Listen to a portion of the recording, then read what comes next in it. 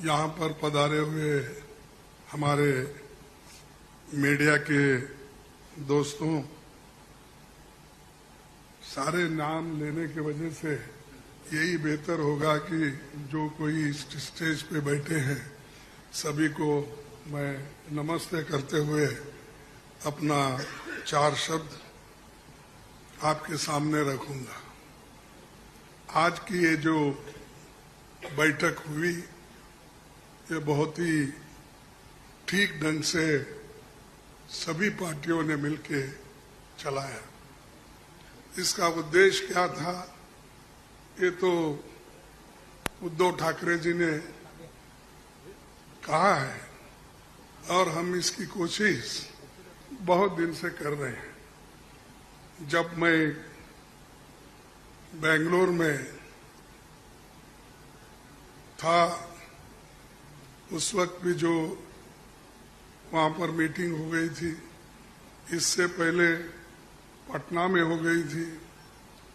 उसके पहले तैयारी के लिए हमने मेरे घर पर भी राहुल साहब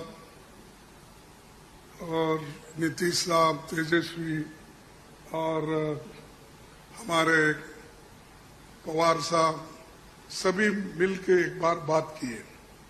उसका एक ढांचा बना। उसके बाद जो नीतीश साहब के पटना में पहला मीटिंग हुआ, उस मीटिंग में एक एजेंडा तय करने की बात हो गई और उसके बाद में बेंगलुरु का हुआ। अब यहाँ पर मुंबई में आज सभी लोग मिलके अपनी बात को रखे और खास करके सभी को एक ही, सबका उद्देश्य एक ही है कि महंगाई को कैसा कम करें, इसके लिए कैसा लड़े, अनएम्प्लॉयमेंट के लिए कैसा हम लड़े। और इतने प्राइसेस जो बढ़ रहे पेट्रोल और डीजल के, और खास करके मोदी जी हमेशा 100 रुपए बढ़ाते हैं, 2 रुपए कम करते हैं। अब पेट्रोल की, एलपीजी की जो दाम थी वो मोर और लेस डबल हो गई, लेकिन उन्होंने उसमें से सिर्फ 200 रुपए कम किया, यानी 700 बाकी रहा। यानी पहला जो 55 रुपए में एक सिलेंडर मिलता था उसको उन्होंने अभी भी 70 रुपए में ही 70-75 में रखा, यानी कोई कम नहीं हुआ। पहले जो था उससे ज्यादा बढ़ाए थे, उसको थोड़ा कम करके, लेकिन इससे लाखों रुपए उन्होंने कमाया। ये तो गरीबों से चोरी कर दिए और गरीबों के जो काटे और लोगों को दिखाने के लिए 100-200 रुपए कम करना और कहना कि मैं गरीबों के लिए काम कर रहा हूं।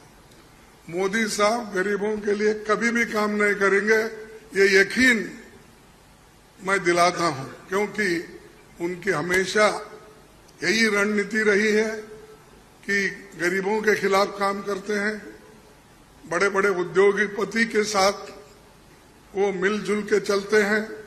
और यहाँ पर तो कल ही एक रिपोर्ट आपके सामने राहुल गांधी जी ने रखा था, अडानी की संपत्ति बढ़ गई कैसी, बढ़ाए कौन, और कैसा आज कम से कम 75,000 करोड़ रुपए गरीबों के जो पैसे थे उनके जेब में कैसा गया, ये सारी चीजें उन्होंने बताया।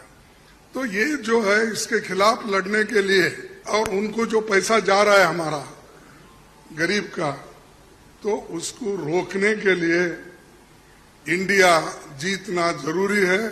और इंडिया जीतने के लिए ही इस मंच पे सभी लोग बैठे हैं।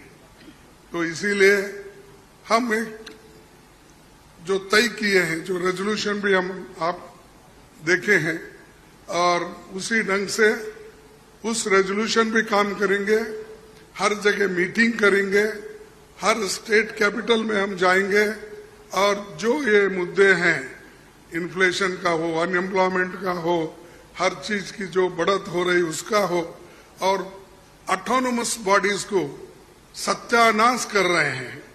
और चाहे ईडी, सीबीआई, विजिलेंस, हर एक ऑटोनोमस बॉडी का मिसयूज कर रहे हैं। ऐसा कभी नहीं हुआ। मैं भी मोर और लेस शरद पवार जी साहब के बाद मेरा नंबर लगता है। मैं भी 55 साल से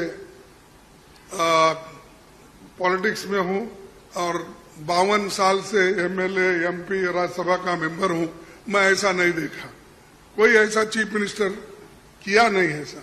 लेकिन आज मोदी सडनली और एक बात की कि बिजनेस एडवाइजरी कमेटी को नहीं पूछे, अपोजिशन लीडर को भी नहीं बुलाए, किसी को बुलाए बगैर वो पार्लियामेंट का डेट देकर स्पेशल सेशन बुला रहे हैं।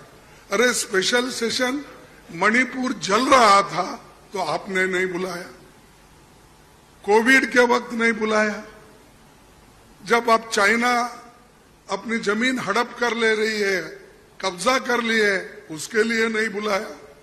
लोग तंग और तबाह, इसमें ये हमारा नोटबंदी के वक्त परेशान थे, माइग्रेंट वर्कर परेशान, उस वक्त नहीं बुलाया। जब जब मुल्क अपने मुश्किल में रहता उस वक्त उन्होंने कभी नहीं बुलाया।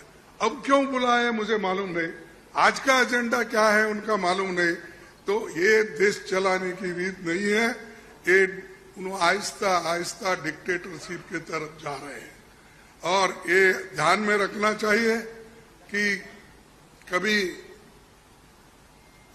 वो मीडिया उनके साथ है, वो एक उनके दिमाग में है, प्रेस मीडिया हो, टीवी हो, ये सारी चीजें मेरे पास है, ये उनका कहना है। और हमको कभी कभी ऐसा दिखता भी है, माफ करो क्योंकि मैं ऐसा बोल रहा हूं समझ के, आप गुस्से में आके हमारे खिलाफ मत लिखो।